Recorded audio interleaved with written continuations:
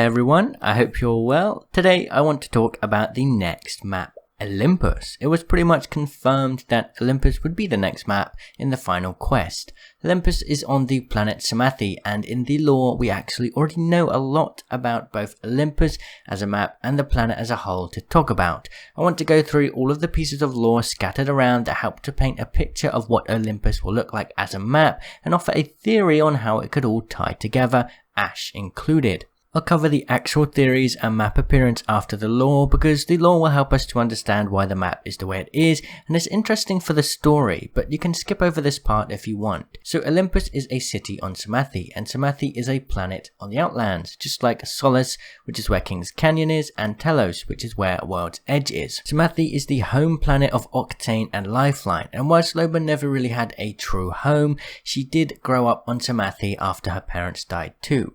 Both Loba and Revenant have some business to deal with on Samathi because it's where Revenant's head was teleported, and now that they've teamed up to basically take down Revenant for good, there's a good driving story there for those two characters. Lifeline and Octane also grew up and had a lot of history on Samathi, and I'm sure we'll learn about it in Season 6. In the epilogue for the quest, Lifeline and Octane talk about something Ash said. Ash mentioned two names, Duardo and Darian, and both Lifeline and Octane are not fans of these people. They're almost hesitant to return, at least Octane is anyway.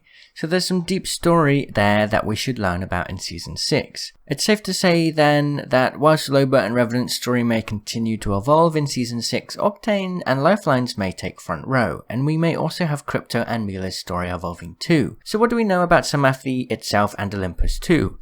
Well, what we know so far is that Samathi is sort of reserved for the high class, at least the parts we know about. Both Lifeline and Octane's parents lived on Samathi, and we know Octane's parents were very rich, owning silver pharmaceuticals, and Lifeline's parents were too, living as wealthy war profiteers. Loba also spent many years on Samathi and snuck her way into the high life, stealing priceless items from the high class that lived there, so it seems a bit strange to bring a dangerous blood sport to the high class lifestyle of Samathi. But we must remember that nearly everybody in the Outland is a big fan of the Apex games, and Olympus is far enough away from the rest of Samathi that it won't make a difference to the average life there. How? Well, Olympus is actually a floating city high in the clouds of Samathi. How do we know this? Well, one loading screen makes it pretty clear. This is a review from someone unknown about a restaurant on Olympus. The first comment that gives it away is this. They say that Olympus is high above Samathi, and that's one clue. But then you could argue that might mean that it's simply high up in the mountains. But the next comment here cements it. They say that the restaurant in Olympus has natural spring water in it, which is very strange given its location. Of course, spring water in a mountain is not strange, but in a floating city like this one, then yeah, that is strange and definitely quite impressive to see. So yeah, it's very safe to see that Olympus is the floating city above Samathi, which means we have a great concept art piece to go off of. This here is Olympus, the next map most likely to drop in Season 6. I think it's safe to say that even Olympus has a very high class city feel to it, so that could mean we get a lot of high-rise buildings, and locations on the map could be spread across city districts. So we could imagine areas like Fragment and World's Edge to get our imagination going, maybe an even bigger city spanning off half the map, something like that. But the buildings here will be more high class, the streets will be cleaner, and the buildings will be, I'd imagine, in good condition.